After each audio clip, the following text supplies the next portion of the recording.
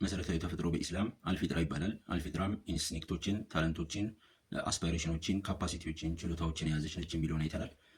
በመሰረቱ ሁለት ወገኖች የያዟት ናት ነፍስ ማለት እንችላለን። አንደኛ ችሎታዎች፣ ሁለተኛ ፍላጎቶች። የመጀመሪያው የችሎታዎች ስብስብ እምቅ ተፈጥሯዊ ችሎታ ያልነው ነው። ይህም እንግዲህ የሰው ልጅ መጥፎና ጥሩን የመለየት ፈጣሪን የማወቅ ራስን የማወቅና ኃላፊነት የመውሰድ ችሎታን የያዘ እምቅ ተፈጥሯዊ ችሎታ እንደሚሰጥ እንዲሁም ደግሞ በሁለተኛው ወገን ደግሞ ስጋዊ ፍላጎቶች ማለትም የምግብ፣ የመጠጥ፣ የመልበስ፣ የወሲብ ወይም ግብረ ስጋ ግንኙነት፣ ዘር የማስቀጠል፣ ገንዘብና ኃይል፣ ስልጣን የመሰብሰብ ፍላጎቶች እንዳሉት የሰው ልጅ አውርተናል።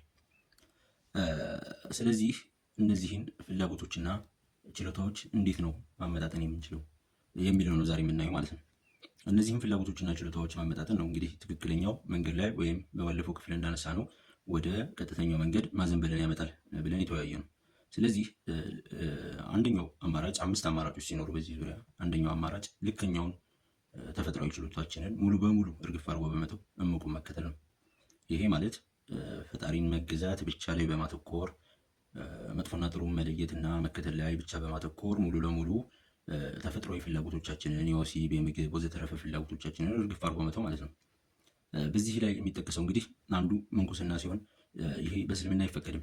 ለምን? የሰው ልጅ የወሲብ ስሜት አለው፣ ስሜቱን ማስተናገድ አለበት ብሎ ስለሚያምን ፈጣሪ የሰው ልጅ ስሜቶችን ማስተናገድ አለበት። ምግብ ሙሉ ለሙሉ አልበላም እና ሁልጊዜ ጾመኛ ነኝ ማለት አንድ ሰው አይችልም።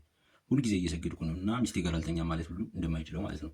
ስለዚህ ሁለተኛው አማራጭ ደግሞ በተቃራኒው እምቁን ሙሉ በሙሉ በመተው ልከኛውን መከተል ማለት ነው።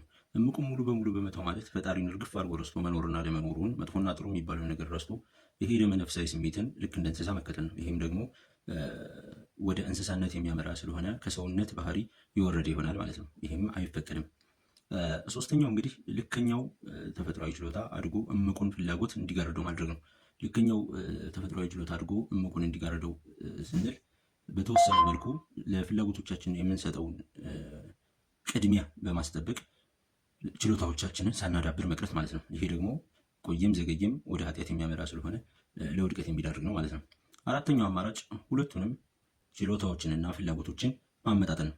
ችሎታዎችንና ፍላጎቶችን ማመጣጠን በሀሳብ ደረጃ ምርጥ ቢመስልም ወይም እኩል በኩል ማስኬድ ምርጥ ቢመስልም ግን በተፈጥሮ እንዲህ አይነት ባላንስ የለም። አንድ ስሜቱን ሙሉ ለሙሉ ማርካት ላይ የተጠመደ ሰው ሙሉ ለሙሉ ፈጣሪን ይገዛል ማለት ዘበት ነውና፣ ይሄ ማለት ለምሳሌ የወሲብ ስሜቱን የማይገራ ሰው ሸሪዓን ይጠብቃል ማለት አይቻልም። ስለዚህ ይሄ በተግባር ሊተገበር አይችልም። እስልምና እንግዲህ የሚፈልገው ወይም የሚፈቅደው አካሄድ አምስተኛው ይሄ አምስተኛው ምንድነው? እምቁ ተፈጥሯዊ ችሎታ በመጠኑ አድጎ ልከኛውን እንዲጋርዱ ማድረግ ወይም ልከኛ ፍላጎቶቻችንን በእምቅ ችሎታችን መሰረት መግዛት ወይም መዳኘት ስንችል ማለት ነው።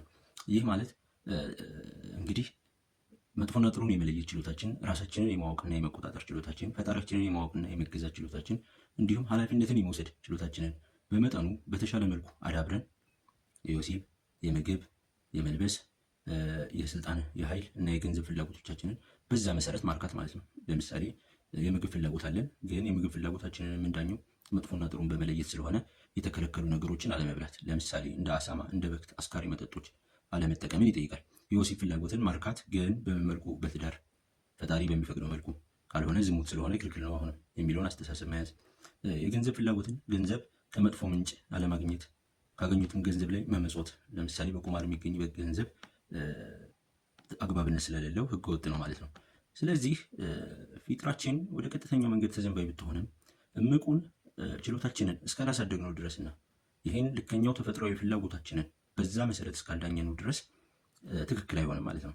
ስለዚህ ማመዛዘን ሲባል እምቅ ተፈጥሯዊ ፖቴንሻል ችሎታችንን አሳድገን በዛ መሰረት ልከኛ አይነተኛ ወይም ሪል የምንለው አሁን ላይ ያለውን አክቹዋል ፍላጎታችንን መዳኘት ማለት ነው። ስለዚህ ይህን በተመለከተ ሻኪል የሚል ጉዳይ ይነሳል። ሁሉም ሰው በሚመስለው መንገድ ነው የሚሰራው ነው።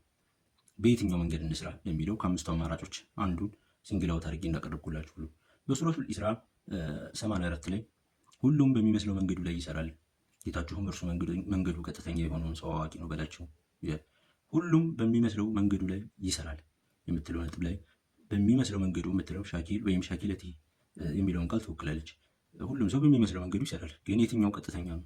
የትኛው ፊጥራው ላይ ነው ያለው ወይም በተፈጠረበት ሁኔታ ላይ ነው ያለው የሚለውን ፈጣሪ ይለያል ማለት ነው። እዚህ አንቀጽ ላይ ሻኪለቲሂ ወይም ሻኪል የሚለው ቃል በሚመስለው መንገዱ ተብሎ የተተረጎመ ሲሆን ሙፈስሮች ዝንባሌ ወይም ጸባይ ነው በማለት ተርጉመውታል። ሙጃሂድ በተለይ ደግሞ ሻኪል ማለት ጠቢአ ወይም ጸባይ ወይም ተፈጥሯዊ ዝንባሌ ነው ማለት ነው ብለውታል። እንግዲህ የሰው ልጅ በፊጥራው ተመሳሳይ ወይም ሲፈጠር ተመሳሳይ ነገር ተሰጥቶት የተፈጠረ ቢሆንም የሚለያየው ይህንን ልከኛና እምቅ ችሎታዎቹን በማዳበሩና ባለማዳበሩ ላይ ነው ማለት ነው። ይሄም ደግሞ ምኑን ይገልጸዋል? ያለውን ጸባይ ወይም ያለውን ተፈጥሯዊ ዝንባሌ። ታዲያ ይሄ ተፈጥሯዊ ዝንባሌያችን በቀጥተኛው መንገድ ላይ ነው ወይስ በጥመት ላይ ነው የሚለውን ለመለየት ጸባይ በውስጡ ምን ይዟል የሚለውን ማየት እንችላለን። ይሄ ጠቢአ ወይም ተፈጥሯዊ ዝንባሌ የምንለው በሶስት ነገሮች ይገለጻል ወይም በውስጡ ሶስት መሰረታዊ ነገሮችን የያዘ ነው። አንድ ሰው ከሌላው ሰው የሚለየው እንግዲህ በዚሁ በጸባዩ ነው። ሁላችንም ተመሳሳይ ሰው በሚለው ፍጡር ውስጥ የምንጋራ ቢሆንም አንዳችን ከሌላችን ዩኒክ የሚያደርገን ፊውቸር ለየት የሚያደርገን እንግዲህ ጸባያችን ነው ማለት ነው። ጸባያችንም ሶስት አይነት መሰረታዊ ክፍሎች አሉት። የመጀመሪያው ሰምታን ስሜት ወይም ዝንባሌ ወይም በእንግሊዝኛው ፊሊንግ ምንለው። አንዱ ሰው ከአንዱ ሰው በስሜቱ ይለያያል። አንዳንዱ ቶሎ የሚከፋው የሚያዝን ነው። አንዳንዱ ለደስታ የቀረበ ነው። አንዳንዱ ቁጡ ነው። አንዳንዱ ንዴቱን የሚቆጣጠር ነው። ሁለተኛው ደግሞ መለያችን ደላን ወይም ፐርሰናሊቲ ስብዕና የምንለው ነገር ነው። ደላን ማለት እንግዲህ የሰው ልጅ ምን ይመርጣል የሚለውንም ያያል። ተስማሚ ነው፣ ግልጽ ነው፣ ኦፕን ነው ነገሮችን ለመረዳት ወይስ ዝግ የሆነ ሰው ነው፣ ውስጥ ወደ ውስጥ የሚያጠነጥን ሰው ነው የሚለውን ማለት ነው። ሶስተኛው ሀዲያን የተሰጠን ስጦታ የተለያየ ነው። ሀዲያን ስንል በድርጊት በአድራጎት ወይም በአተገባበር ወይም በካራክተር በምግባር የሰው ልጅ አንዱ ከአንዱ የተለያየ ነው። አንዳንዱ ነገሮችን ማድረግን ፕሮአክቲቭ መሆንን የሚመርጥ ሲሆን አንዳንዶቹ ደግሞ ከነገሮች መቆጠብን የሚመርጥ አይነት ሰው አለ። ስለዚህ በእነዚህ በሶስቱ መሰረት እንለያያለን። አብዛኞቹ ሰዎች የምንከተላቸው አርአያዎችም በእነዚህ ላይ የተመሰረተ የገነቡት ስብዕናና ስነ ምግባር ነው ማለት ነው መሰረታዊው ነገር።